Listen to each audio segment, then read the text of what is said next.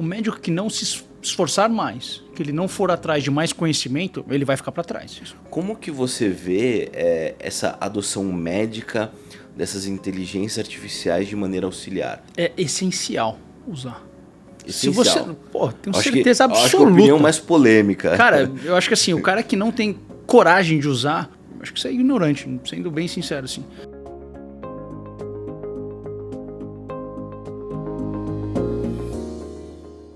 Fala pessoal, tudo bem? Sou Bruno Kawakami, bem-vindos à segunda temporada do podcast da Mandic. Eu sou o Head de Engenharia da ZIA da Mandic. E hoje, para falar um pouquinho de futuro, tecnologia e inovação, a gente está com o Dr. Paulo Io, que é diretor de experiência do paciente da Dr. Consulta. Muito obrigado por estar aqui. Nada melhor que você mesmo se apresentar para contar um pouquinho sobre você, sobre o que você está fazendo na Dr. Consulta. Bom, primeiro, obrigado pelo convite, Bruno. Meu nome é Paulo Yu, eu sou médico de formação e tenho residência médica em gestão hospitalar e sistemas de saúde. Então, eu trabalho no que a gente chama de ecossistema de saúde, não na parte de atendimento direto ao paciente, mas na parte de gestão. Então, hoje, que nem eu falei, é minha segunda passagem no Doutor Consulta. Logo que eu terminei a minha residência em 2017, o Doutor Consulta foi meu primeiro emprego, como gestão mesmo. E agora, depois de 6 anos, eu voltei. Agora eu completo 2 anos lá no Doutor Consulta e sou responsável pela experiência do paciente. A experiência do paciente é meio ampla, né? Então, hoje a gente trabalha com a parte de call center, então de ligações, de receptivo de ligações, alguns ativos. A parte de saque, então toda a solicitação do paciente, seja queixa ou não queixa, mas alguma coisa que ele tem alguma dúvida, ele busca o nosso canal. E a parte de WhatsApp e, consequentemente, AI da companhia. Quando a gente fala de, consequentemente, AI, é porque geralmente as pessoas estão usando as AIs no canal WhatsApp, antes de ir para site, para app e assim por diante. Agora, doutor, eu queria já que você entrou um pouquinho nesse tema, eu queria explorar um pouquinho.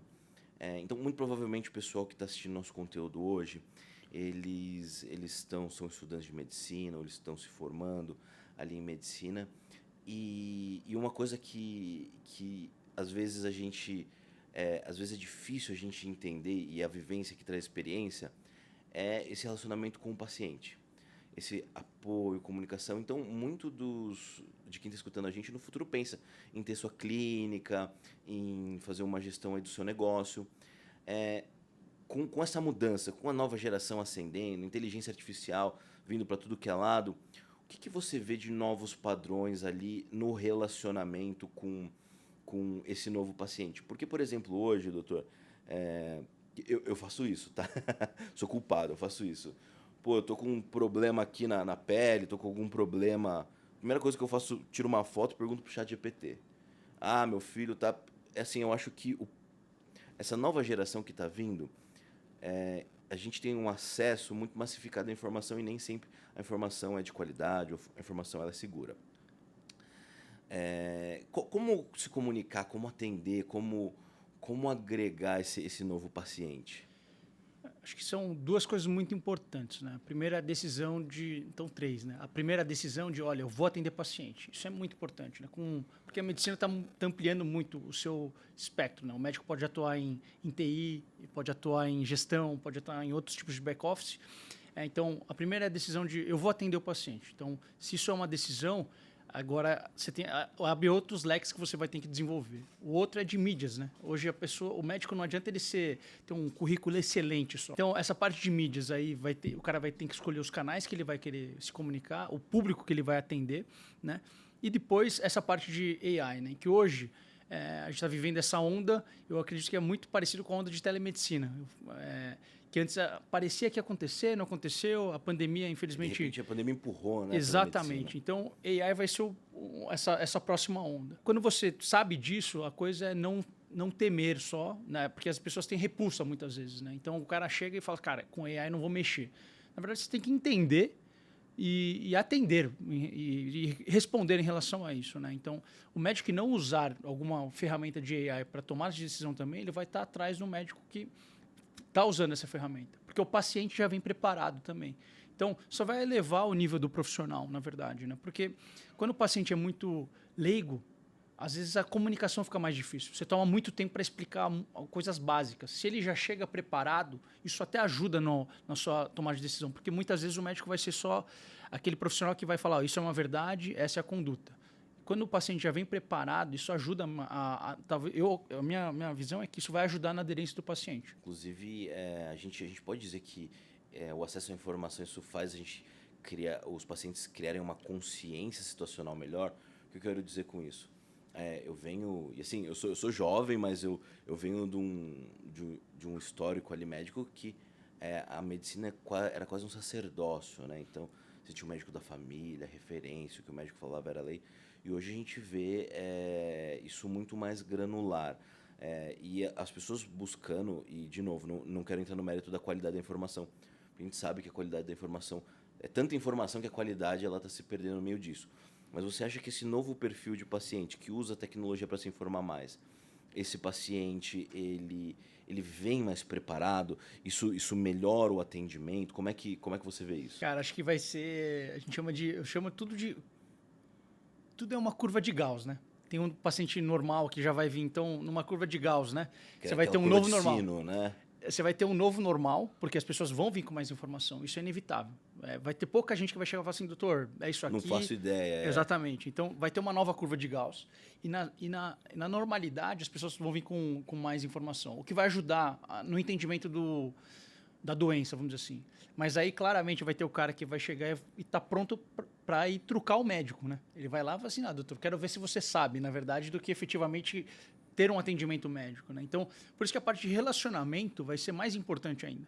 Essa parte de AI, puxa, se eu fosse doutor, você for doutor, você vai ter a mesma ferramenta. Agora, como você vai usar com essa parte de relacionamento, de interpessoal, cara, isso é o grande entendeu? Porque as ferramentas não estão prontas lá. Não é que alguém vai pagar o Medicine AI Plus que vai estar melhor do que você, entendeu? Então, essa parte de relacionamento vai ser cada vez mais importante mesmo. Entendi, legal. E hoje, doutor... E aí, vamos falar um pouquinho do case da Doutor Consulta, né? Para quem não sabe, eu tive uma passagem pela Doutor Consulta, né? A gente estava falando isso um pouco antes de começar o nosso podcast. E eu não sei se esse resumo que eu vou dar ele é bom, me corrija se não for. A Doutor Consulta, ela basicamente é quase... Deixa eu fazer uma analogia, pode ser esdrúxula, peço desculpas. A Doutor Consulta é quase que um Uber médico ali, né? Então, bom, o médico se afilia a Doutor Consulta, a Doutor Consulta faz toda a gestão ali de paciente, de ambiente, de infraestrutura e tudo mais. Você vê que esse é um novo normal para os médicos que estão vindo eles se adequarem? Porque antigamente como é que era, né? Antigamente era, normalmente a entrada da medicina era principalmente familiar, e aí você tinha o consultório da família, a clínica da família, o hospital da família e etc. E hoje a tecnologia, ela abre um pouco como as coisas se conectam e auxilia isso. Como que você vê que esse novo futuro da operação ali do médico nesse contexto, num contexto muito mais tecnológico? Eu vou falar da parte do que seria a carreira do médico, aí depois eu vou completar com onde eu acho que o Doutor Consulta se insere nisso daí, tá? A população brasileira cresce numa velocidade e a população de médicos cresce numa velocidade muito maior. Então, as possibilidades elas vão diminuindo de acordo com a sua... pela oferta de demanda e procura. Tá? Então, o médico que não se esforçar mais, que ele não for atrás de mais conhecimento, ele vai ficar para trás. Isso é um fato. Né? Porque não tem a população suficiente para atender, vamos dizer assim. Né? Então, aí a outra parte é o que o Doutor Consulta faz. Ele literalmente casa essa demanda de pacientes com a oferta. E o mercado brasileiro é um mercado gigantesco, na verdade. Né? As pessoas olham só tipo plano de saúde e SUS. Essa metade, que eu chamo da barriga do meio do triângulo, é o quê? Primeiro, lá no topo tem paciente que tem plano de saúde, são 25% da população.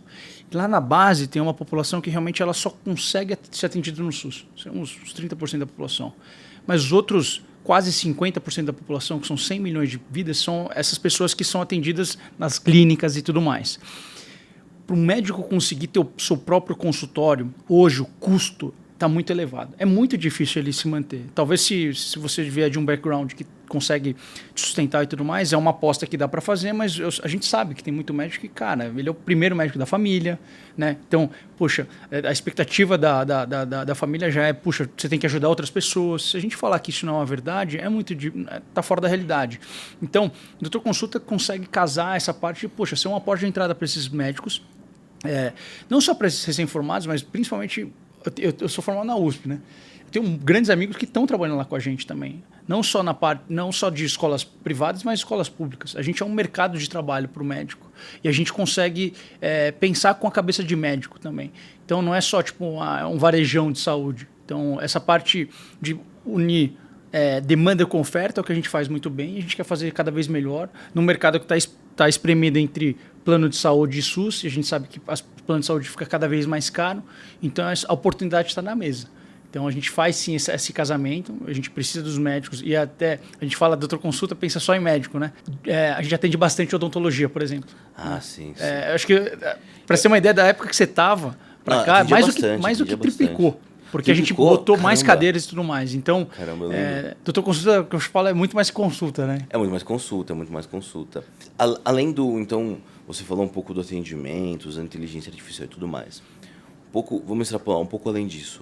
Onde existem inserções de tecnologia dentro da Doutor Consulta? E aí, na parte de prontuário, na parte ali de diagnósticos, como é que a Doutor Consulta está usando isso? Onde são as oportunidades que a gente começa a aplicar tecnologia? Cara, para você ter uma ideia, a gente tem um RP próprio, né? É o S2, né? O S2, conheço bem. Cara, então a gente não usa esses grandes players, a gente criou um nosso porque a gente acredita que a jornada é muito importante. Obviamente, quando você cria uma coisa e é o seu core, você tem que se focar no seu core. Então, hoje a gente tem plataformas parceiras que ajudam a gente, por exemplo, em telemedicina, por exemplo, em prescrição. Porque se você faz tudo, fica difícil fazer essa sustentação e quem faz tudo não faz nada. Mas na parte de tecnologia, o nosso aplicativo, cara, a gente deu uma repaginada gigantesca. Então, o nosso aplicativo é muito forte. Tem mais de 400 mil usuários mês, o que é quente, assim, né? Para o Doutor Consulta, que basicamente está em São Paulo e Grande São Paulo, né? Não o estado inteiro, mas a gente faz telemedicina para o Brasil inteiro.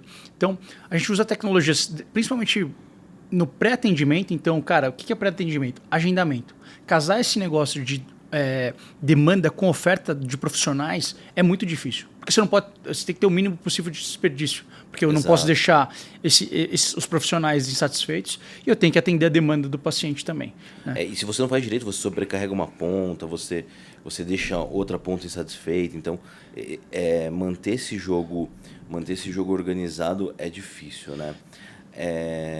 E aí a inteligência artificial que está fazendo todo esse trabalho. Alocação, organização. Hoje, a gente tem uma parte que a gente chama, seja só não como as pessoas veem inteligência artificial hoje como o ChatGPT, mas é um machine learning para fazer essa parte de oferta e demanda. Inteligência artificial mais clássica, isso, né? O que a gente usa bem, aí a inteligência que todo mundo está o que seria o ChatGPT com as RAGs e tudo mais, a gente está usando no pré-atendimento para agendamento. Isso no nosso canal WhatsApp. E aí a gente faz as 4 grandes skills que a gente usava muito o humano, que hoje, em vez de fazer esse tipo de atendimento, ele migra para fazer outras atividades. Então, puxa, agendamento, ele faz muito bem. Ele sugere, vai atrás. Venda de 24/7. 24/7, né? cara. Não se cansa. Nos feriados é quem mais trabalha na companhia. Né? Então, hoje, grande parte dos nossos tickets são feitos, acho que quase 50% dos nossos tickets de WhatsApp são feitos direto pela nossa AI. Tem alguns fluxos que ela não consegue fazer, então, obviamente, eu não vou criar essa fricção e já vai direto para o transbordo humano. Mas pré-atendimento é muito, muito, muito viável e é muito importante. E é onde a gente vê que casou a parte de necessidade de negócio e tecnologia. Né? Então, quando a gente vê, sei lá, os relatórios de McKinsey, MIT, por que falha? A gente falhou também, tá? A gente está falando coisa bonita, mas tem que falar a verdade também. Essa é a nossa terceira incursão em tentar fazer essa jornada do paciente com AI. Então, a gente fez parte dos 95% de companhias que não deram certo com AI, mas a gente aprendeu, errou de novo e na terceira a gente acertou.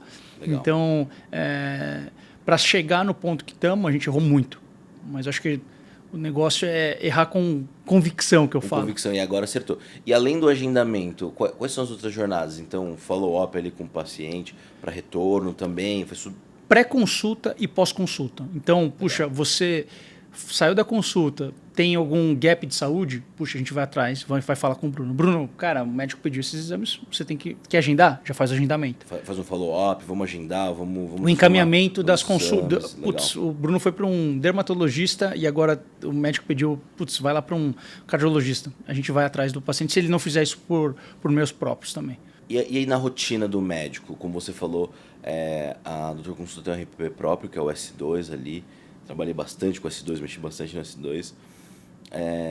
Existe a aplicação ali desses processos de inteligência artificial para auxiliar o médico ou ainda é algo que existe um certo cuidado em adotar? Cara, em saúde é sempre um setor que geralmente é o mais arisco à inovação, né? Não só pelo... O risco é muito alto, né? Primeiro... É muito os erros custam muito caro. O risco-retorno é gigantesco. Então, ninguém quer ser o pioneiro. A gente não vai ser pioneiro em algumas coisas que a gente não acredita, obviamente. Mas como a tecnologia está vindo muito preparada em algumas frentes, eu acho que a gente já conseguiu fazer pré e pós. No assistencial mesmo, hoje, a gente não tem uma iniciativa que está consolidada e está em produção. Mas a gente tem algumas iniciativas. O no-brainer seria tipo, speech to text, né? Então o médico fala, grava ali, sumariza, dá sugestões de, sei lá, diagnóstico, sugestões de prescrição de medicamento, prescrição de exames e assim por diante. Essa daí é o que todo mundo está tentando fazer. Legal. E vocês já estão fazendo? A gente não tá em produção ainda, mas assim, está no nosso roadmap. Já existe, tá, entendi. Porque o que a gente acredita é o que vai gerar e agregar valor para o paciente. Hoje o nosso S2 já tem os guidelines. Então, a gente já tem uma acurácia muito boa. A gente tem que implantar uma tecnologia que vai mudar o nosso patamar, entendeu? Então, a gente, quando a gente vê isso, entre outras frutas que você pode pegar e executar, não era a prioridade. Pré-consulta e pós-consulta, com certeza, a gente já está em produção. Porque ela pega a demanda, organiza a demanda e traz para dentro, Exato. Né? Entendi. E em números, eu não sei se você tem aí de cabeça, doutor, como é que ficaram os big numbers aí após a adoção de tanta tecnologia? Cara, um dos grandes números que a gente pode falar é assim, a gente em apresentações, em congressos, a gente colocava assim, o tempo de espera médio para falar com o humano era mais de 1 hora. Na verdade, já chegou a 4 horas, já chegou a 6 horas, no mês, né? Na média. Mas uma média é totalmente, né? Tem a curva de Gauss lá. Na média, tem paciente que sofreu muito mais que isso. Isso é uma verdade. Hoje a gente tem menos de 20 minutos, no máximo, para o cara chegar em nível de serviço. Agora. No máximo, para o cara chegar e falar com um humano. Então, quando você atende o paciente mais rápido, a conversão também é melhor. Conversão é o quê? Pacientes que querem agendar e os agendamentos efetivos. Então, você tem mais de 20% de melhora de conversão de agendamentos. E, consequentemente, as pessoas que estavam fazendo e resolvendo o ticket, elas vão para outras atividades que a gente, em vez de contratar mais gente, você pode realocar as pessoas. E a outra coisa foi o abandono. Então, quem fica esperando o humano para ser atendido, cara, não espera mais. Então, a nossa taxa de abandono diminuiu pela metade. Porque hoje, mesmo com AI ou sem AI, tem gente que manda mensagem no WhatsApp e também esquece. Tá? Então, tem essas etapas aí. Legal. Então, principalmente, entendendo, né, sumarizando, o principal case ali da Doutor Consulta foi realmente pegar essa demanda, alocar a demanda e organizar e atender com primor. E isso teve um impacto muito alto no NPS?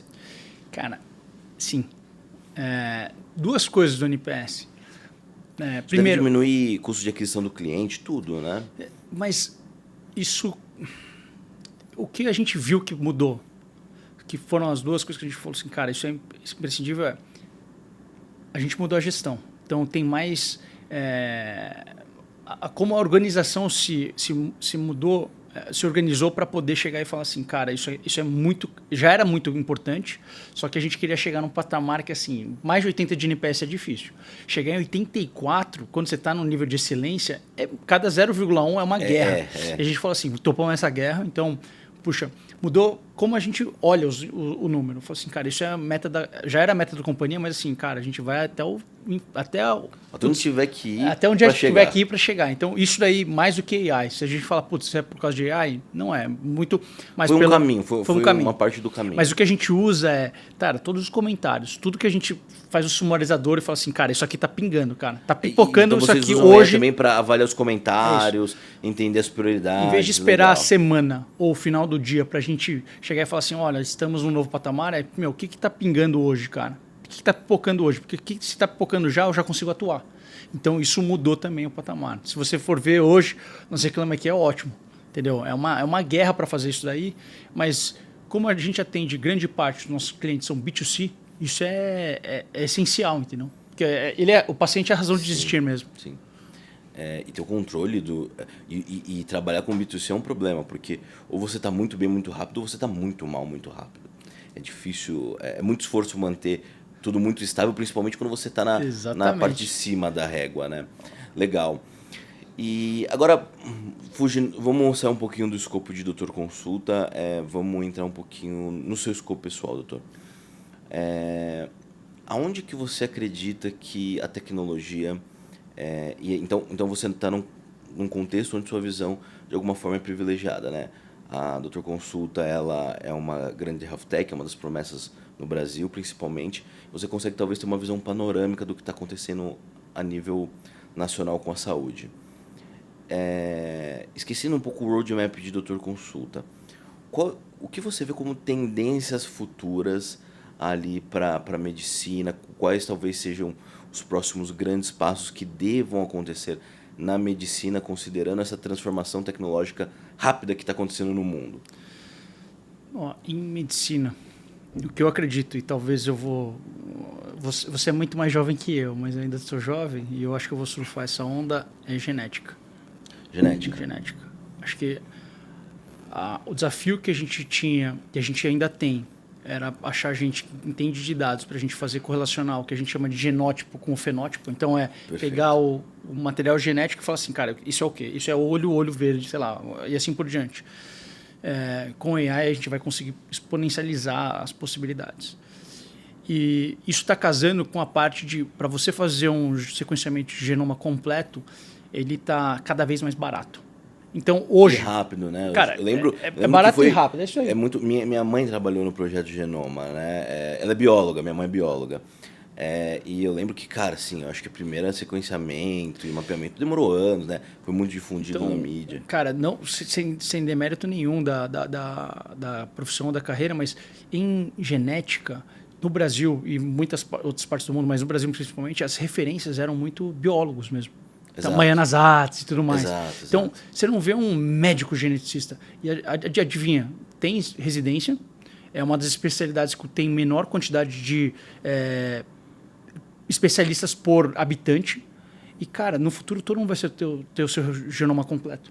E aí você, para interpretar isso, vai ser uma guerra, cara. E ter gente capacitada vai ser fundamental.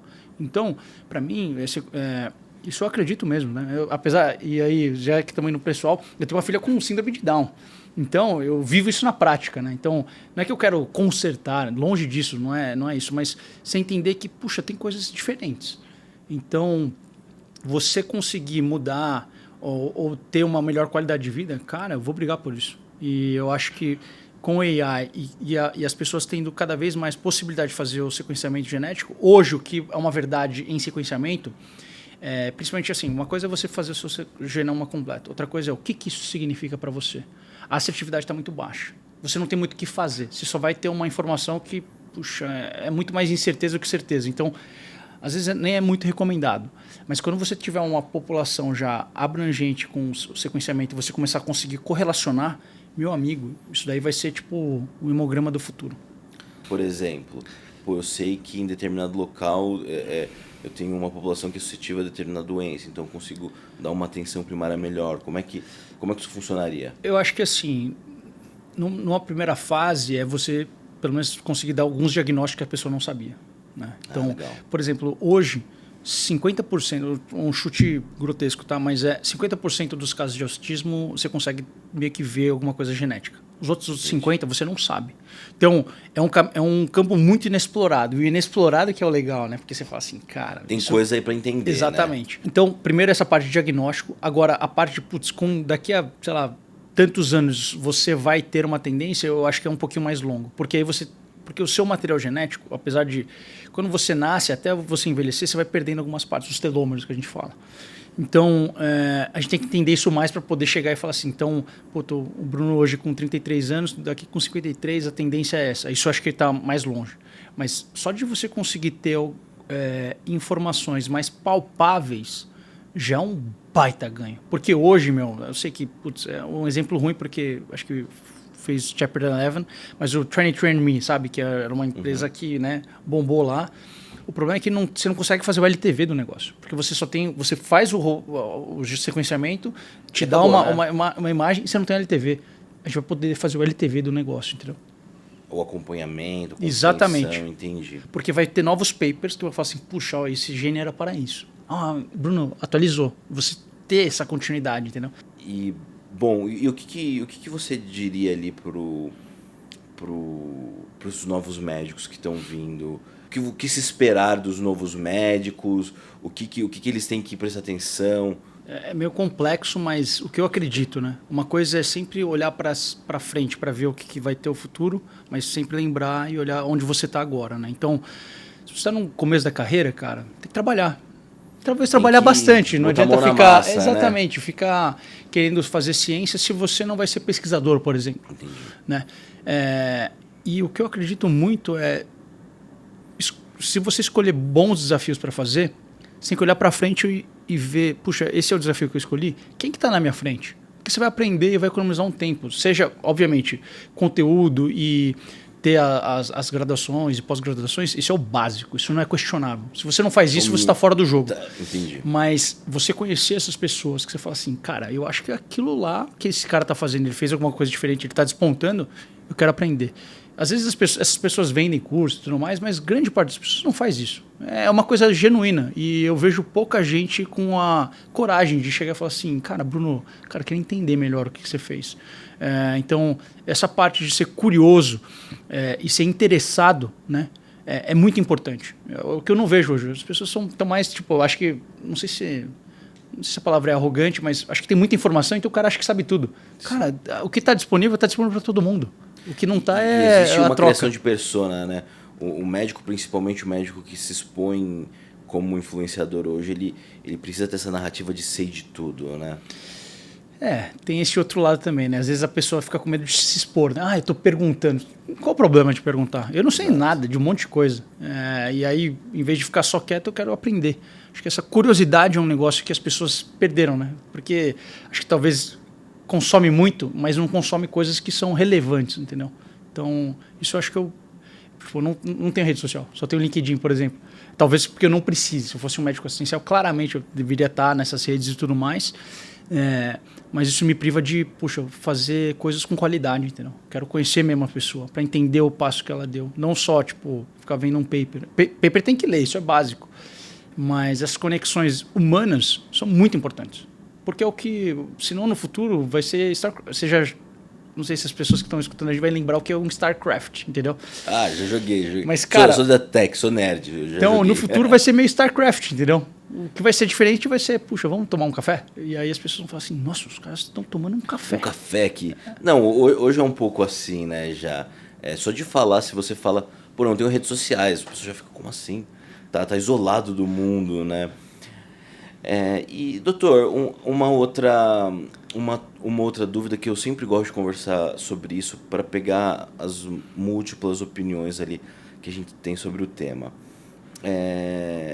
E aí vou voltar, dá para perceber que você passou ali pelo termo tecnologia, inteligência artificial, não só pela IA generativa, né? Porque em algum momento virou que inteligência artificial era IA generativa, que é o ChatGPT, e para quem está escutando a gente, ia falar que o ChatGPT virou sinônimo de IA. Na verdade, IA é uma coisa muito mais matemática, estatística, computacional, né?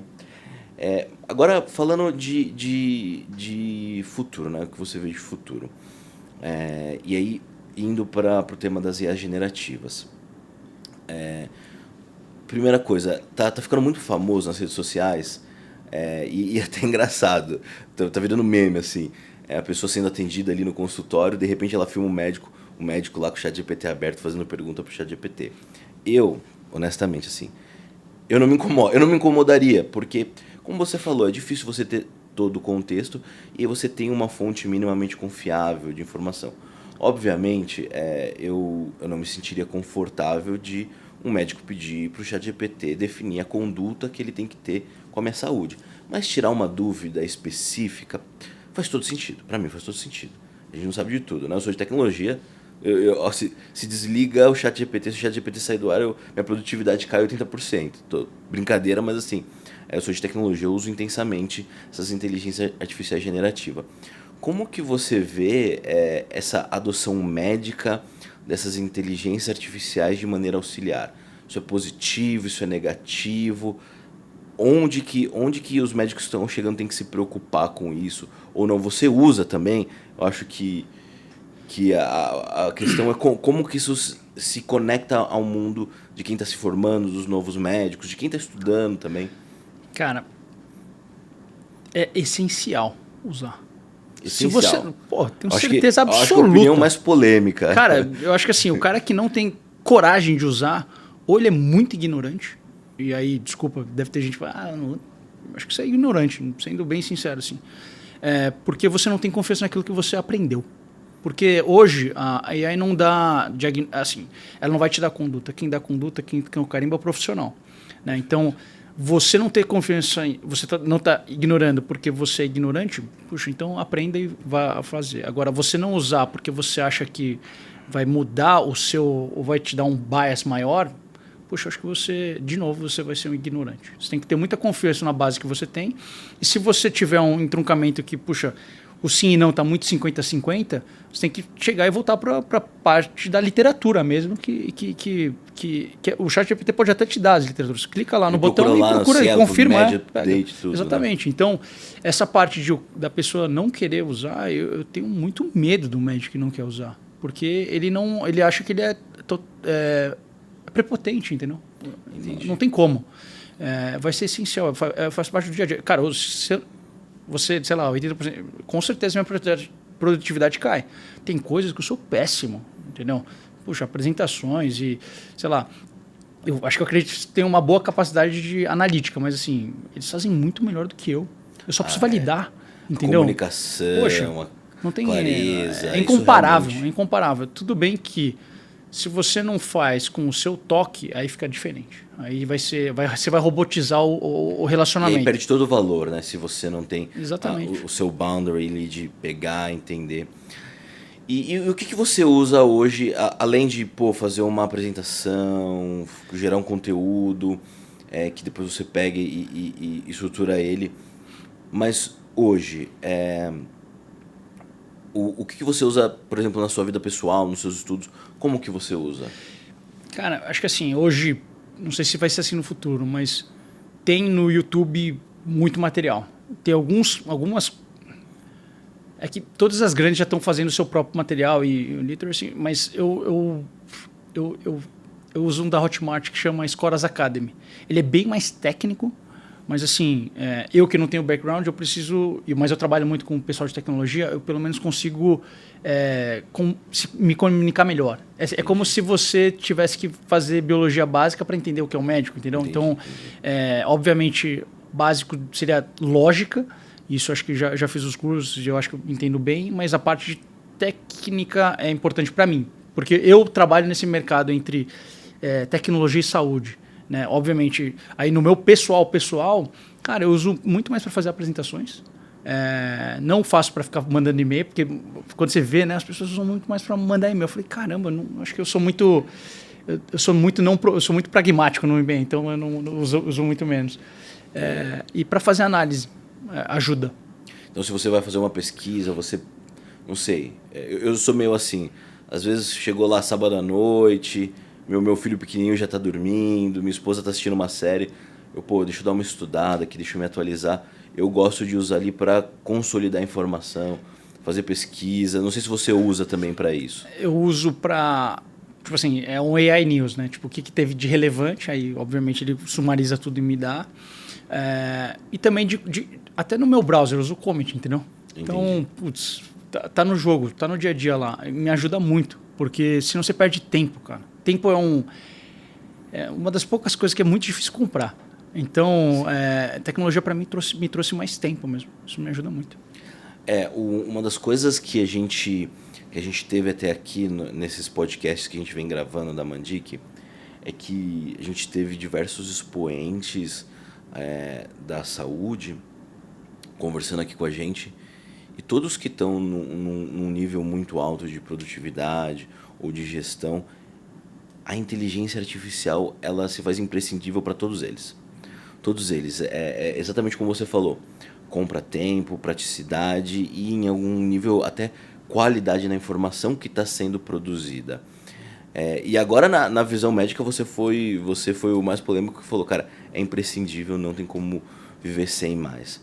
E assim, você acha que no futuro a gente pode chegar